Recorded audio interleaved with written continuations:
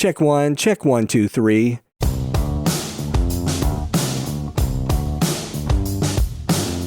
Hey everybody, it's Michael Helms, also known as Michael the Sound Guy, and this is the Location Sound Podcast. You know, each episode we talk with location sound mixers, boom ops, and other industry pros about the various aspects of recording sound on location, whether it's for feature and independent films, TV commercials, interviews, any time where dialogue from actors is recorded. I started my career in the recording studios in New York City with some of the big artists back in the day, and later on projects for networks like HBO, Sci-Fi Channel, and the Cartoon Network. As time went by, I got out of the studio and began working in production sound. Whether you're a seasoned veteran or just starting out, thanks for joining us. All right, my guest today is a production sound mixer and boom operator from Connecticut who's worked on features, short films, commercials, and music videos. Please welcome Jack Bradley. Hey, what's up, Michael? Thank you for having me on the show, man. Hey, glad you can be here. Now, Jack, you know, we always like to start the show, if you've been listening, we always ask, what's in your audio kit? So tell us about your mics, your mixer, power distribution, and everything in between. Cool. So my current kit right at the moment is I'm rocking a Sound Devices MixPre-10T with Sony UWP-D11 lavs with Sanken COS 11 mics. I also have a Rode Link that I bought earlier on, and I was using it as a lav for a little while, but I was going to sell it, but now I use it as a camera hop, which works pretty great. I have a Sennheiser MKH 416 boom, 2 Tentacle Sync boxes, and for a bag, I got a KTek Stingray. Headphones at the moment, I have the AudioTechnica M40Xs, KTek boom pole, and I have MP1 batteries to power my kit.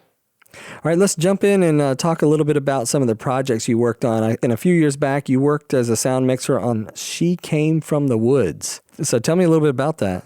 That was a short film I worked on with this awesome director named Eric Bloomquist, who's also based out of Connecticut. It was a really cool short. It was a 2-day shoot, and it was a very low production, but the quality of it came out awesome. And the story behind it is real fun. It's like a horror, it's like a little horror thriller mixed with like the cliche back in the day tale involving like, you know, kids going out at a summer camp or something, and then there's a entity in the woods that's stalking them and taking them down one by one. And so this is a really cool short to work on because it was mostly all outdoors at overnights. I was rocking at the time 3 lavs and a boom, and there was probably like 5 talent most shots. So I really had to be picky about where I was putting lavs for each shot. And so I was working with the DP on it, Thompson. I was working close with him about what he was seeing for each shot, how long each shot was going, so I could figure out how to use my lavs to the best of their ability, as well as, you know, booming, and to see where I could throw in the boom, where I couldn't throw in lavs.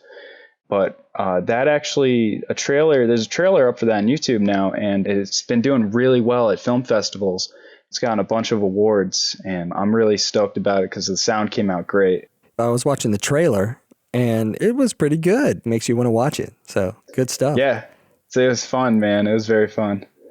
Was there anything that you learned on set, or anything really challenging that you kind of had to figure out dealing with? You had only a few live mics. Yeah, that was the biggest thing, was basically handling, kind of prioritizing who has the most lines in what shots. Gosh, this was like, what was it, like a year or two back that we did this? So I was still a little bit green. I'm not to say I'm not as green now, but I'd like to think I've gotten a little better. One of the things that stood out was there was a scene where this guy he takes his shirt off, runs into the water, and he's out in the middle of this lake. And I had to get, you know, him screaming from out in the water to someone on shore, which was where camera was. And there was a little dock that went out that was just out of frame. So I would go to the end of the dock, and luckily, you know, his voice carried along the water so well. And so it actually came out really great. And, you know, eventually he goes under the water and pops out covered in leeches and dies. And, his scream traveled really well and it sounded great. You had worked on something recently called Delivery Girl. Tell us a little bit about that. I just heard today that movie, so it's still being worked on and everything, but I just found out today, and they released it today publicly, so I can say this, is that it's premiering at Sundance, which is real cool, and it's going to be premiering under the short series. That was a fun shoot. That was out in Rhode Island, actually. It was a 3-day shoot, and it was an interesting shoot, too, because it was very rushed. We were just knocking out shots and switching to a bunch of locations, and we did a lot of car scenes, and then we'd go and do a lot of exterior night scenes. It was really fast paced, but it kept you on your toes, and it was a great crew to work with. I'm really excited to see it. I haven't seen it yet. I haven't listened to it yet, but I'm very excited to see how it came out. All right, and also I was looking at The Point. You were sound mixer on that. Yeah, The Point. That was one back in the day, and this is back when I had a Zoom F8, which was the first recorder I went and actually bought to start off with. That was down in Connecticut near Norwalk, and that was a fun shoot because that was like a week-long shoot, and it's something that I think they're trying to pitch it to places to see if they can get either a series or like a movie out of it. And it was, the great thing about it was everyone was so passionate on that shoot, and it was such a fun shoot to work on because it was kind of like a mix of, like, if you've ever seen like Superbad and Dazed and Confused, it was like that kind of vibes. That's how the whole thing was. And everyone on it, I actually don't think there was anyone older than the age of 30 on that, or 35 on that. It was a lot of young people working on that, and it wasn't a hugely budgeted thing, but we were able to knock out a lot of really cool stuff with our shots and locations. These guys were able to get some real cool locations on the beach and everything, and at this private golf course, and there's a lot of cool stuff that they did. And I actually watched a rough version of it recently, and I thought it was coming out great. They're still working on it too, and it's kind of been a while, so I'd love to hear it. It was at the beach, and it's about lifeguards and things like that. Did you have any kind of water challenges when it came to miking up people? I don't actually think anyone went in the water. As funny as that sounds, I think there was one point where someone walked into the water at the end of a scene, but that was it. Most of it was, all the lifeguards huddled together talking about what they're going to do for the day, who's going to get drunk where, whatever, all this great stuff. But the thing about it, though, was there's a lot of dialogue. There's a lot of scenes with a lot of people in it talking, and that's one of those moments again where I had to, because I didn't have a lot of lavs back at this point either. And so there's a lot of prioritizing for the scenes and working with the director of photography to see what he's seeing, how long his shot's going to last and everything. And a lot of it is just, working with what you got and trying to be strategic about it. We were working long days just to get that stuff done, but everyone was so about it. They were so passionate about it, and everyone got along, and I still keep in contact with a lot of those guys today. Nice. So I also saw on your website you had some Lego commercials that you had worked on. And what was that experience like compared to, say some of your short films? I've only done a few with them, but that was more of like a reality show. It was this show called Rubriculous, and I hopped on for just a few of those, and basically it was mostly like three main talent, and then they'd have like guests on a lot of times, but being on that set, you'd never know what's going to happen. Like, they're always doing something crazy and new, and it could range from them knocking down thousands of dominoes to them exploding a volcano made of Legos, but inside of it is some goop that they made up, to they're dropping eggs off a forklift with enclosures made of Legos to see which one protects the egg the best. And actually, it's funny. I think I contacted you before about a question to ask, and that it was about being one sound mixer with two different groups of people talking at once and what to do with the main mix on that and everything. And that was actually what sparked this production, was what sparked that question, because they would have their main talent walk off with different guests in different directions. And it was very fast paced. So it was, you had to figure out something quick. And so for me with that, I relied heavily on the ISOs so that they could have them. I had everyone lobbed up, but and I was using the main mix mostly to monitor all of it. And afterwards, I talked to them and let them know the main mix probably won't be useful since everyone is in it. But all the ISOs are clean and good and ready to go. But that was fun working with those guys. Now, you're also a cinematographer, and you've shot multiple short films and commercials and music videos. So how has that made you a better location sound mixer? A lot of that, I was a part of a production company, which I not recently, but a little while back, I decided to go my own way and continue with sound recording. But I was doing a lot of cinematography with this production company called Pathological Films, which was great. And we shot a lot of short films and did a lot of videos for Beardsley Zoo and other places around Connecticut. It came out great. A lot of the short films I did with them was fun because this was actually when, I've been doing sound for a few years. And I was at a point where I was like, you know what? Like, I do this as a job normally. I want to try something different for this, for just to be creative, just to try it out to see. And that's when we shot Men's Room, and that was actually part of that was before Pathological Films, and then after that sparked Pathological Films and a bunch of other shorts that we worked on and all the commercial gigs. But Men's Room is what kind of sparked the cinematography aspect, which I don't do as much of anymore. It's mostly on the side for fun. But Men's Room was pretty cool because it won a few college Emmys because I was back in with school.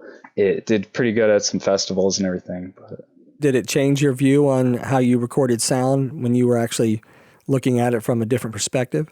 So I'll give you an example for like Men's Room. I had a friend of mine take over sound because I wanted to try the cinematography, and I think he was very green. He was very new to it, and I was able to kind of think about my shots with him in mind to make sure, because we're all in a team. We're all trying to get the best quality of everything that we can, and I didn't want to set up a shot that I knew would be impossible for him to either get a boom in there or to, if it's a running downhill scene where it's going to be hard to get the lavs clean and get the boom to avoid, a lot of the lighting we had set up.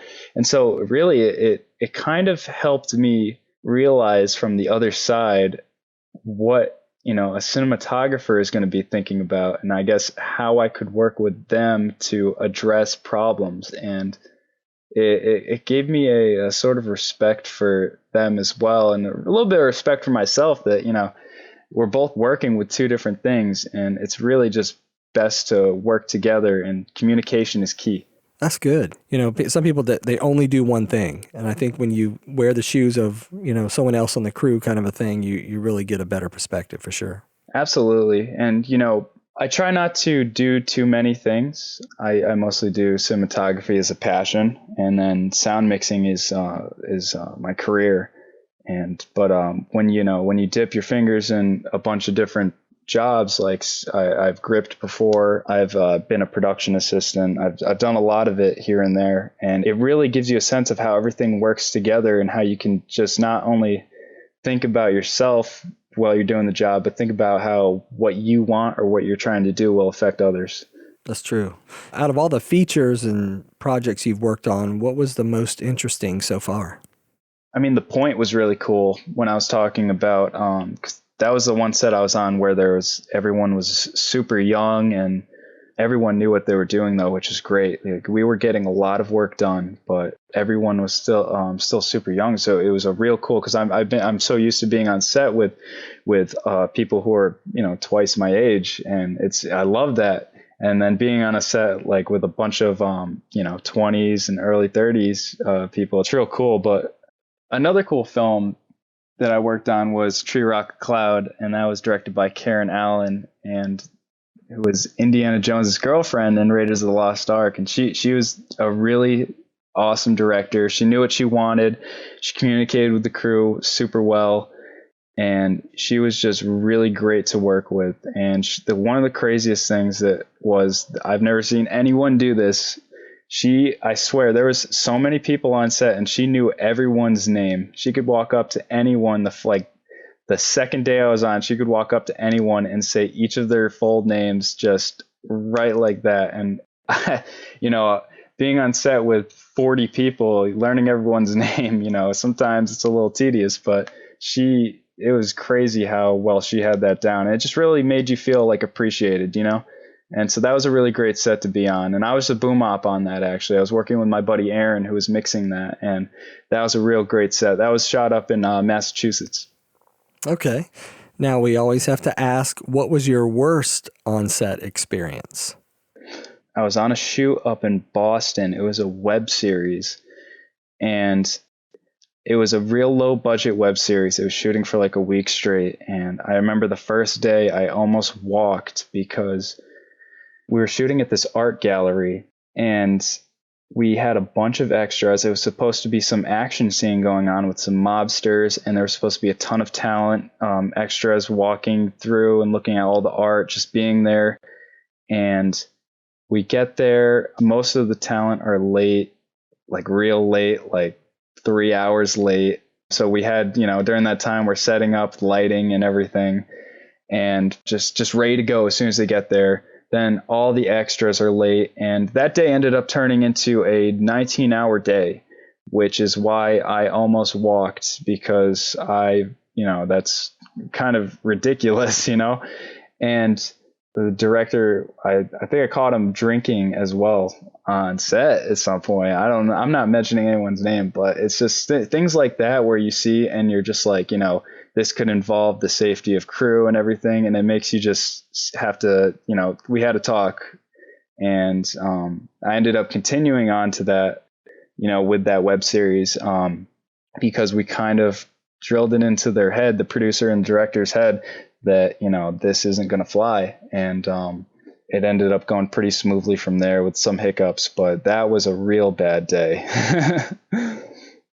You just don't do that. It's a working environment. Everyone's working their stuff that, you need to be on point, or else, you're going to have 19-hour days, and that's not cool for anyone. Yeah, exactly. All right. So, we always like to be prepared, but have you ever forgotten any gear when you're on your way to a gig? Actually, on a Tree Rock Cloud with Karen Allen, my first day on, I had to come actually a day late because of some other conflicting event. And then the second day, which was my first day of shooting, we get there in the morning, and I was a boom op on this, and I'm setting up all the stuff I need for boom opping, and I'm setting up all my gear. And we actually, the first scene, we had to travel a few miles down into the woods, like on this dirt road, just way far away from base camp, just to get this one scene of like someone walking away down this road.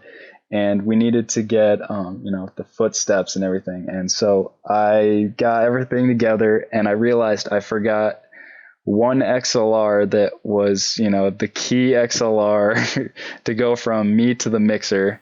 And we had no backup, and we get there, and I had to go up to the AD and be like, we can't record sound right now. And so we ended up shooting the scene, and me and the mixer actually went back later and did Foley noise for it. We recorded someone walking away and did a whole bunch of variations for it so that they could use it to match it up in post. This was really hard the first day on. It was just kind of one of those kicks in the butt, and it was just like, now I just got to keep going up from here. But that was a very bad day. But other than that, it's been like small things, Expendables, batteries, definitely. That's happened every now and then. We'll have to just, run to the store real quick, but never anything serious besides that one time. And that I tell you, that one time really made me just triple check everything always.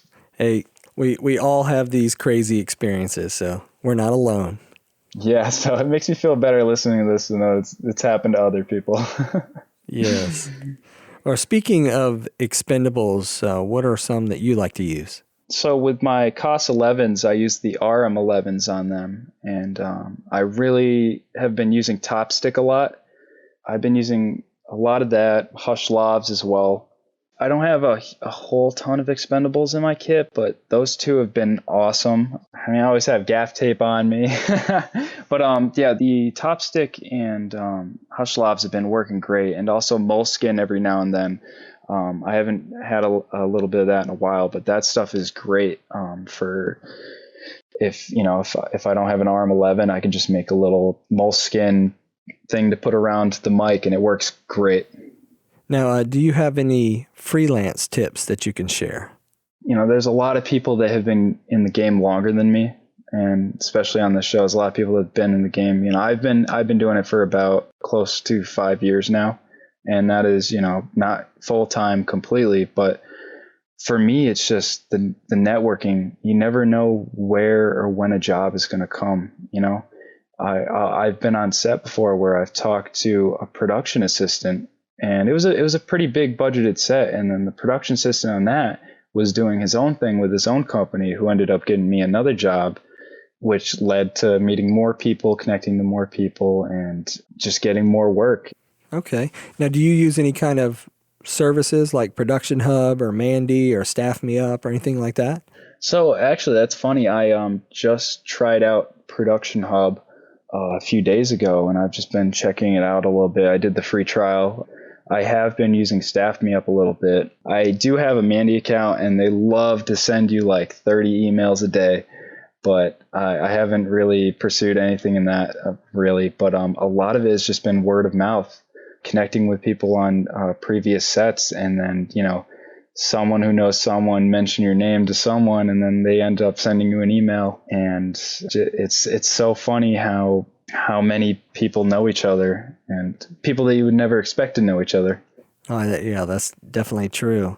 Yeah, I judged one of the 48-hour film festivals, and I met a couple people there, and later on that turned into, opportunities down the road.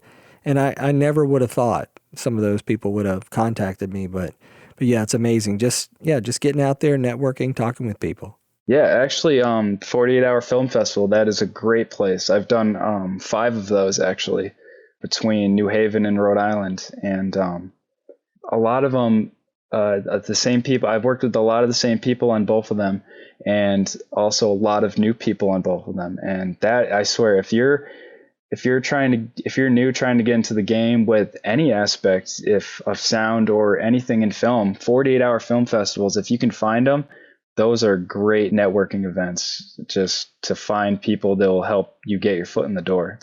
And they're fun. Now, if some of our listeners wanted to get into location sound, what would you recommend they do?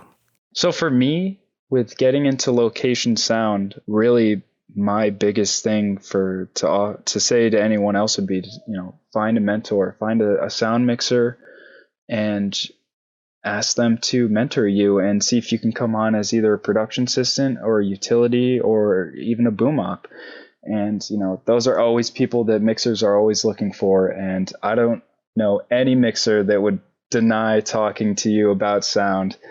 And a lot of guys are very, very open to talking about it, and would definitely allow you to get your foot in the door. They could bring you onto a production. They could show you their gear, whatever. Buy a guy a coffee and just talk to him about sound. Or if you I was in New York once, and I wasn't doing anything business related at all. I was just walking around, and I saw an NBC shoot going on.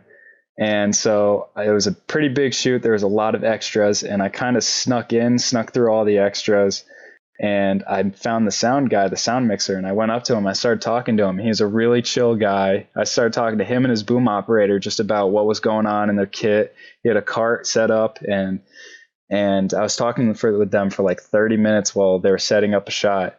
And I remember I was walking around right after that, and the AD found me. And the AD gave me this horrible look like, "What are you doing on my set?" And it was just like, get this man off my set.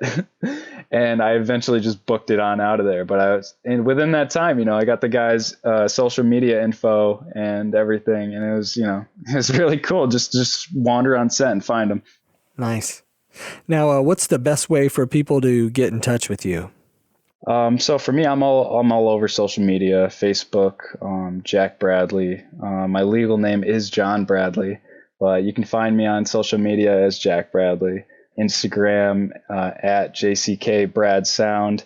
On my website too, bradleysound.com. You can find my email and everything too. And, feel free to reach out and talk. I love talking about sound with anyone. Well, Jack Bradley, thanks for being on the show today. And if you guys are in Connecticut area, look them up. Cool. Thank you, Michael. And a big thanks to all of our listeners out there. If you'd like us to discuss a particular topic, please send us an email at locationsoundpodcast@gmail.com.